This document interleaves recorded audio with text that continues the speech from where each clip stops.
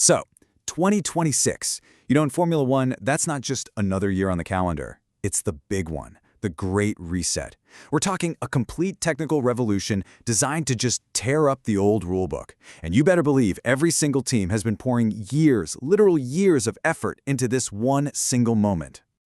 But right as the hype was hitting a fever pitch, bam, a bombshell drops, a shock announcement from Williams, one of the most legendary names in F1 history, and it instantly puts this giant flashing question mark over their entire 2026 campaign. And yep, there it is, the headline that sent absolute shockwaves through the paddock. I mean, we're talking just days before the very first engines of this new era were supposed to fire up in Spain. Williams comes out and says, yeah, we're not going to be there. Their brand new car, the FW48, it's staying home. Okay, so let's dig into this, because when you read the team's official statement, well, let's just say they were very careful with their wording. This is the key line right here. Now, your first instinct when you see the word delays, that sounds bad, right? Like they messed up. But look closer at that second part. As we continue to push for maximum car performance, see what they're doing? This isn't an accident. Williams is spinning this as a deliberate choice. So here's the bottom line.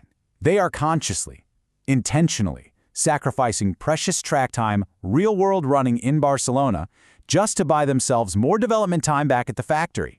So instead of hitting the tarmac, they're going to be running this so-called virtual track testing program. The hope is that they can show up to the main test in Bahrain totally ready to go. Now, to really get why skipping this test is such a huge deal, you got to understand just how massive a change 2026 is for the entire sport. I mean, this isn't just a little tweak to the rules. No. This is a full-blown revolution. Okay, so we're talking a nearly 50-50 power split between the combustion engine and the electric battery. That alone is a monumental engineering headache. The cars are also getting smaller and lighter, but the real wild card? The thing that's probably causing sleepless nights for every single engineer up and down the grid, it's the introduction of active aerodynamics. And this is where things get kind of sci-fi.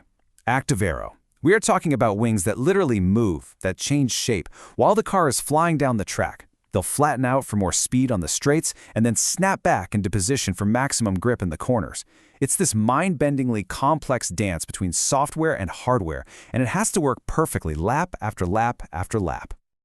And that right there is exactly why this Barcelona Shakedown was so critical for everyone. This test wasn't about setting the fastest lap time or looking good for the cameras. Nope, this was a fundamental systems check. It's the first time you get to see if all these brand new, incredibly complicated parts actually talk to each other and work together. It's where you find all the little electronic gremlins before they turn into season-ending monsters. So by choosing to stay home, Williams has just cut its own safety net. Gone.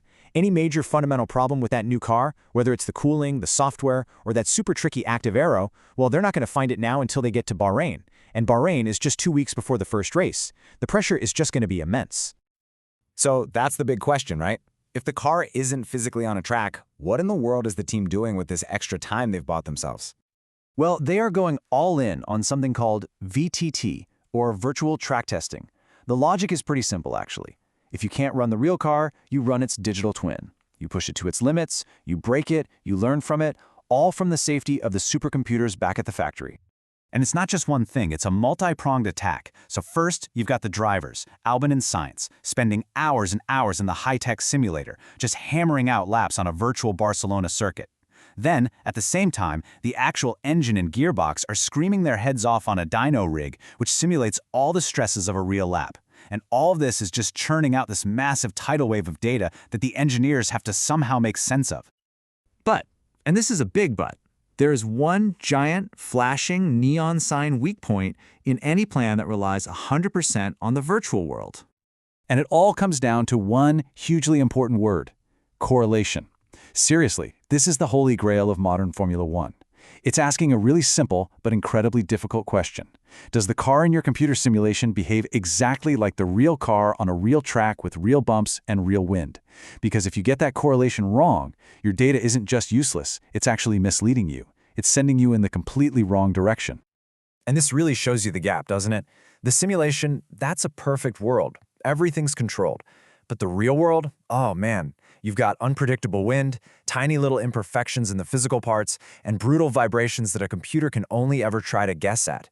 The only place you can find out for sure if your virtual masterpiece works in the real world is on a real track. Think of it like this. Relying only on virtual testing is like studying for a huge exam by just reading the textbook over and over, but never, ever taking a practice test. You might think you know the material, but you have no idea if you're ready for the real thing. Williams is skipping the practice test. So with a risk that big, you just have to ask, why? I mean, why on earth would they do this? And to understand that, you really have to look at the new Williams, the team that's been built over the last couple of years, and the mindset that's driving them. I know a lot of you are probably having flashbacks to 2019 when the Williams car was late to testing because the build was just a chaotic mess. But this feels different. Since James Vowles took over as team principal, he's been on this ruthless mission to completely change the culture and the processes at Williams.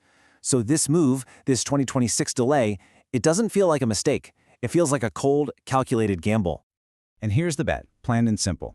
Williams is wagering that the extra couple of weeks of development time they've bought themselves will give them a car that is fundamentally faster. They're betting that a higher performance ceiling is worth the absolutely massive risk of showing up unprepared on day one.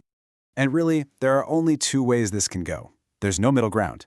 If that car rolls out of the garage in Bahrain and it's fast and reliable right out of the box, James Vowles and his team will be hailed as strategic geniuses, absolute legends. But if it's plagued with problems, if their virtual data didn't match reality, if the car is just a nightmare to drive, then all those old questions about whether Williams can really compete are going to come roaring right back. So, that's the big question we're left with. Is this a genius strategic move, a truly bold play to finally break out of the midfield for good? Or is this the first major red flag, a public sign that Williams is already on the back foot in the race for 2026? I guess we'll find out. All eyes are on Bahrain. No pressure, right?